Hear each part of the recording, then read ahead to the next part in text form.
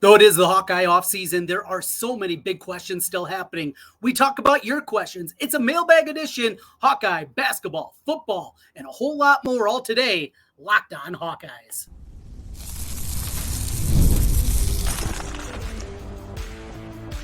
You are Locked On Hawkeyes, your daily podcast on the Iowa Hawkeyes. Part of the Locked On Podcast Network, your team every day. Welcome in. I'm Trent Condon, and this is the Locked On Hawkeyes podcast.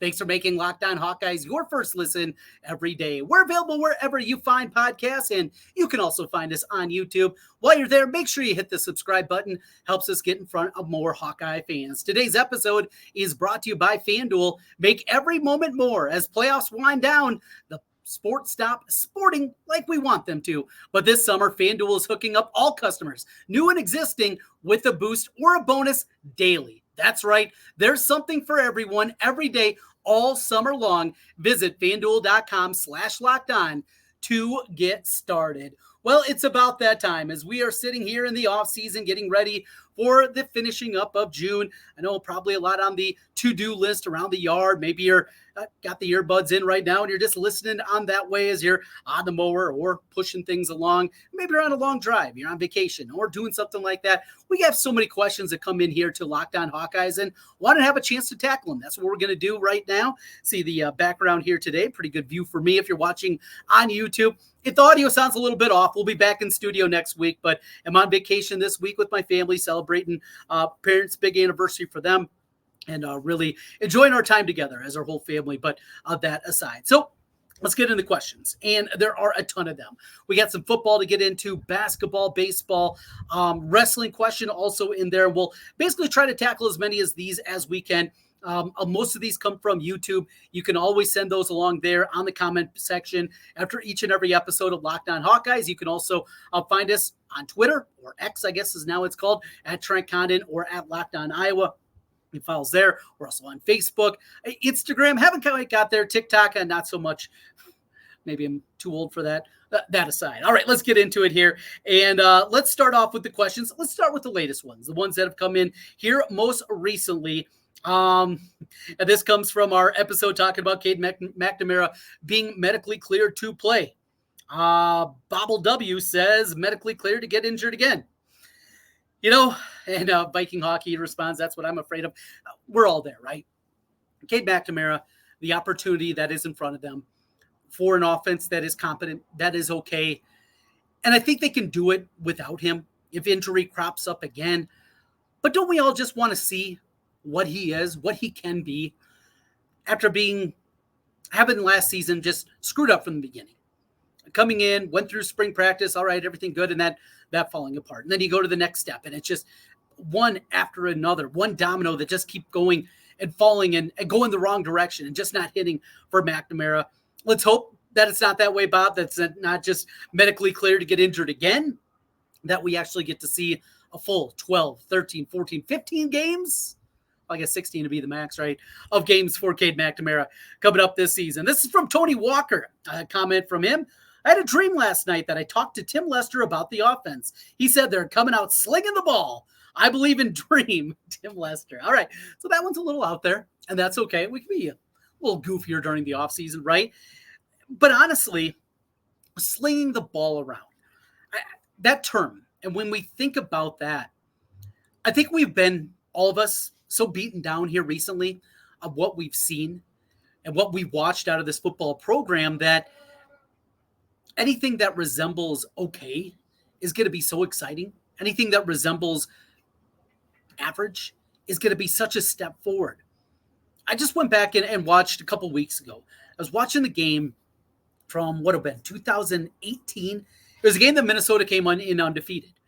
And the Iowa wasn't great that day, and they had a couple of breaks that went their way and beat what was certainly the best PJ Fleck team and one of the better ones. But that offense, there were times that it was frustrating. But especially last year after the McNamara injury, even before, like in the Penn State game, it just looked like they had no clue. Like there was no hope. And getting to that kind of level, getting to a level of competency is going to be such a huge step forward. And slinging the ball around, it might look like that. And Iowa, in a given game, might throw it 28, 30, 32 times.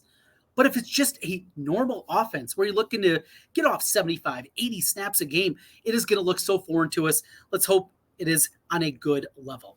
One more here on the football front, some of our latest ones. And this one comes in after the news earlier this week of the Caleb Brown arrest. Obviously, incredibly disappointing news. And a guy that is so important for Iowa football, not just the wide receiver group, but he can help out in so many different ways. His ability to touch the ball, to be a game breaker, to potentially be that number one guy, leadership in a very young and green wide receiver group. I mean, you need all these things. And then to have this play out, it's incredibly disappointing. This comes in from Jeffrey Pierce, and he says, drunk driving is a very serious crime that should carry mandatory jail time and at least a 4 to 6 game suspension, including practice. Anything less denies the seriousness of the offense.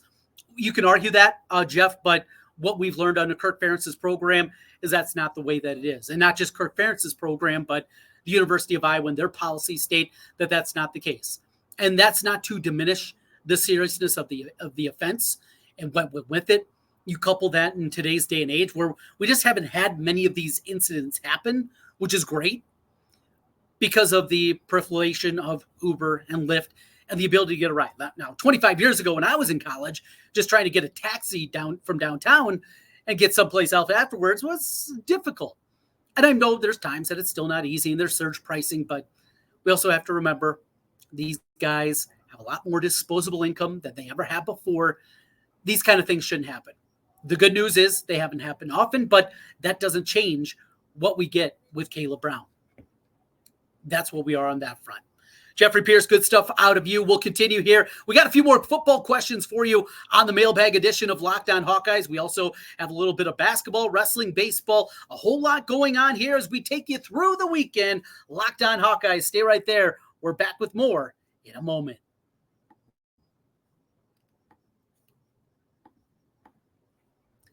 Passion, drive, and patience. The formula for winning championships is also what keeps your ride or die alive. eBay Motors has everything you need to maintain your vehicle and level it up to peak performance. Superchargers, roof racks, exhaust kits, LED headlights, and more. Whether you're into speed, power, or style, eBay Motors has you covered. With over 122 million parts for your number one ride or die, you'll always find exactly what you're looking for. And with eBay Guaranteed Fit, your part is guaranteed to fit your ride every time or your money back, because with eBay Motors, you're burning rubber, not cash. With all the parts you need at the prices you want, it's easy to make your car the MVP and bring home huge wins. Keep your ride or die alive at ebaymotors.com. Eligible items only. Exclusions apply. eBay Guaranteed Fit only available to U.S. customers.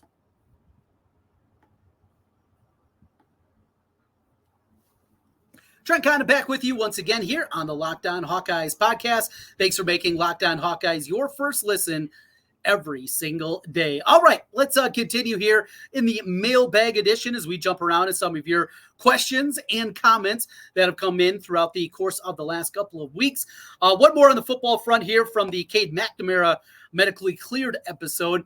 This is from Lieb9905. Everyone's talking about Sullivan, but he doesn't even know the playbook. Marco is our number 2 QB. Lieb, I couldn't disagree with you more there. We saw Marco Lainez being basically the only healthy quarterback throughout the course of spring football. Yes, Deacon Hill was here, and yes, Deacon Hill got the starter reps, but eventually Marco Lainez got all the number 2 and number 3 reps, and he wasn't able to solidify the number 2 job because after spring practice, what did they do and what did they continue to say is that they wanted to get more depth in the room at quarterback, and they go that direction. They not only brought in Brandon Sullivan, who I think not only is your solid number 2 quarterback, even without quote unquote knowing the playbook. Look, these guys are incredibly smart. The Iowa playbook, they're going to be able to pick this thing up. They're going to be fine. And you couple that with also what they brought in the portal, and they went a couple of directions. Remember, they brought in 2 quarterbacks here, and so they've done that during the portal time. Now, I'm sorry, Marco Lainez, we could get excited about what we saw from him in the bowl game and the limited reps. Should he saw more playing time last season? There's no doubt about it. I think it was coaching malpractice that we didn't see him at least sometimes on the field last season, as awful as the offense was and how many issues that they had. Excuse me. So those are, I think, 2 different conversations, but I don't think that's the case right now. I'm sorry, Lee. I don't think that Marco is the number 2. I think he is your number 3, maybe your number 4 at this point in time. Question from Jeff Brown. Asks where we are in Colorado here on the vacation. Hanging out in Steamboat Springs. About a 3-hour drive, I guess it was, from Denver. We had some troubles coming in to town. Our flight back, coming back on Sunday, was actually canceled from Steamboat to Denver and then Denver back to Des Moines. So had to divert things a little bit. Instead, just rented a car, made the drive from Denver, and we'll do that back, making our way back on a Sunday. But yes, a lovely area. My brother-in-law has a place up here, and my sister, and celebrate my parents' anniversary. And thanks for that one and checking in where we are. I didn't get a mention on the new women's coach. Yeah, we'll get into that one a little bit more. In fact, we got a podcast that just went up speaking a little bit more on that, on the new coaches for the women's basketball program. That was an interesting one, though. And the direction, it's no surprise that Randy Henderson was the one that got the call for the assistant, and getting Randy Henderson in here.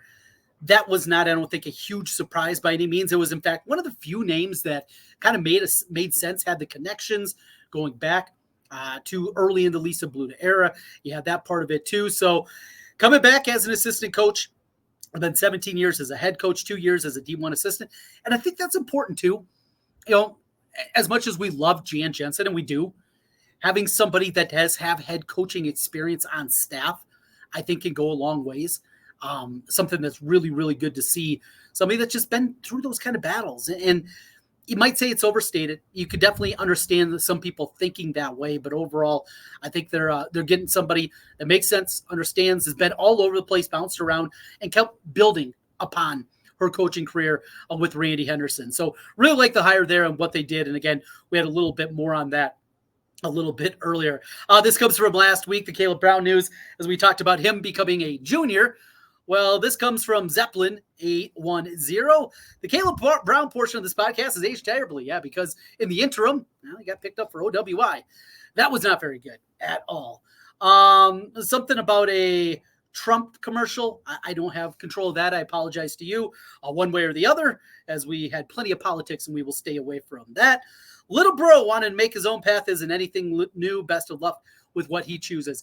That goes into the choice that we saw last week on Mason Richmond's little brother making the decision to go to Kansas State. He's not an offensive lineman. He is a linebacker. And the other thing is, this is not to deride, and this is not to go into what we see a lot of times from fan bases when they don't get a recruit. Well, we didn't want him anyway. That's not what this is. This isn't sour grapes, but it's just in general, the way that Iowa has stacked up in linebacker recruiting over the last couple of seasons, it certainly wasn't a need position.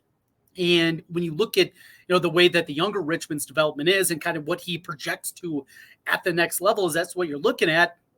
They brought in 3 outstanding guys that are part of the true freshman class this season. And that's not alone what they've already done this year. It just wasn't a huge need. And that's why it didn't bother me at the same realm. When you see a legacy that goes somewhere else, yeah, that's going to be a little bit wild, a little bit crazy, right? And you're like, what's going on? And you start to try to peek behind the weeds a little bit more and see if there's more to the story than is what is actually there. I don't think that's the case here with Richmond. And you couple it with what Kansas State has continued to do in building up their NIL collective. They're at the forefront of that, certainly in the Big 12, and one of the best, one of the top ones, which was incredibly surprising to me, according to Matt Norlander from CBS Sports, in all of college football. That was a definite eye-opener with what Kansas State is doing there. We continue here with the Locked On Hawkeyes Mailbag edition. We got a couple of more coming your way, including a little basketball talk and some baseball. We'll do that as we continue. Stay right there. This is Locked On Hawkeyes.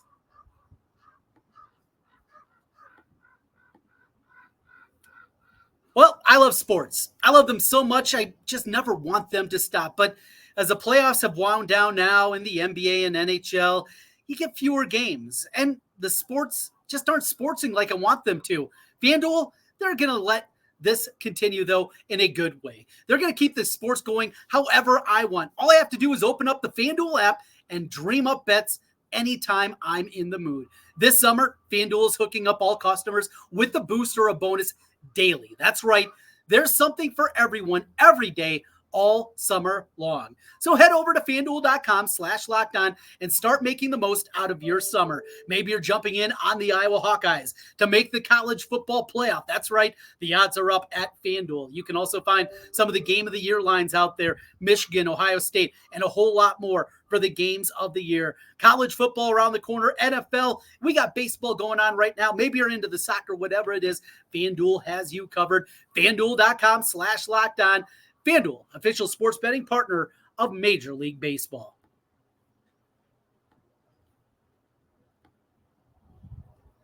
Trent Conner back with you one final time on the Locked On Hawkeyes podcast, Mailbag edition. Let's jump into a little more football here. This one comes in from Vince. Vince is my brother-in-law. He's an Ohio State grad, and he said, what is going to be the score of the Ohio State-Iowa game coming up this year? Well, hopefully better than 54-10 the last time. Now, if we could return and get another woodshedding, 55-24 on the good guys' side, we would definitely sign up for that one. This is an interesting question from this realm and not from a Buckeye fan throwing a little shade our way. Not because of that. It's because of this. Iowa has a real chance of being in the college football playoff this season. Maybe as good of a chance as they're going to have in the foreseeable future. The schedule sets up incredibly well. You couple that with, you do have some heavy heads on the schedule. The one thing you can't afford, say Iowa does go 10-2 this year. 10-2, and they're fighting for one of the final probably 2 spots to get in to the college football playoff. 10-2 looks good. But if you have 10-2 with losses to, say it's Ohio State and let's say, I don't want to throw Minnesota in there. I don't want to throw Nebraska in there. Let's say this to Wisconsin. All right, just for argument's sake. They lose to Ohio State and Wisconsin. They go 10-2. But if that loss to the Buckeyes is 54-10 again, kiss your hopes of being in the college football playoff out the window. It's just not happening. They're not putting a team in that's going to be that close, that's not going to have a high-level quality victory like Iowa likely won't, unless Washington surprises or Michigan State or Iowa State goes 10-2, something like that. You're not going to have a big-time quality victory, and at 10-2, you need a little bit of help, and they're going to definitely need that help at this point in time. A couple more for you. Let's jump into the hoops side of things. What's a realistic expectation for Iowa basketball in 2024-25? For me, I think it's NCAA tournament. I think that is a realistic place to start. Look, they were on the bubble with the team last year. That didn't look like they should be a bubble team. I think the improvements that you're going to see, even small steps on the defensive end of the floor with better athletes, better ability to get rebounding. Look, Iowa was a bad rebounding team last year, coupled with a bad defensive team. And there's going to be a lot of times that you're going to run into some issues. And because of all of that, I think that is a huge component to look at with this Iowa basketball team is a little bit better there. Stay at that high level offensively, and I think they will. You're going to run a lot of things through Samford. That is a realistic baseline. The Big Ten is not top-heavy this season. We're not talking about probably any team in most people's preseason top 10s, probably 2, maybe 3 teams in most preseason top 20s or 25s. But that next tier, basically teams, say 25 through 50, the teams that are in some safely on the bubble consideration, others on the backside of it, there's going to be 8, 9, 10, 11 of those teams, I believe, this season in the Big Ten. So it's not top level. It's not going to be high level things, but that is going to be a component you need to look at as well. And that's going to be so important, winning those games against other bubble type teams. And you can't afford a 3-game losing streak. You can't afford to dig a hole like they've done so many times in the past, either in the non-conference or early in the Big Ten slate. Have to hit the ground running. That's going to be a huge part of this Iowa basketball team. One more comes in from Twitter, and that is a question on Iowa baseball and the new hire. I'll be honest, haven't got to that one yet, and I don't want to jump in and just give you an opinion on the new Iowa baseball hire without having an opportunity to do a little research myself, talk to a few more people that I know involved with Iowa baseball. And since we're out and about here, not had that ability yet, we will definitely make that happen, though, going forward and get to the forefront of that one when we get there. We'll continue here with more of your questions on the coming weeks. Fun thing to do here during the summer is catching up with a lot of different people. Had a couple of more in here. Let's see what else. Let's see. AJ's leaving is probably the best thing for Iowa. EJ needs to get his mind right. Let's see what else. This from T-Off. Is this going to be Air Hawkeyes? It better be, if what I'm hearing is correct. The cakewalk until Ohio State. Maybe 37 will get that game, but who's throwing all the touchdowns up to a past game? A lot going on there with that one. Need to have a redevelopment of the wide receiver room from Anthony Brooks. You're exactly right on that. This from Rex Kakert's the consummate professional. I love when we have an opportunity to get him in here and talk with Tom Kakert. Wilco, talk about teams that are always overrated in the preseason, Notre Dame and Iowa State. Well, Iowa State's very rarely rated, so it's hard to be overrated when you're not even rated, but I get where you're going there in Notre Dame. No doubt about that one. Thanks for making Locked On Hawkeyes your first listen every day. We'll be back with you again next week. Appreciate each and every one of you for being with us. We'll talk to you then. Go Hawks.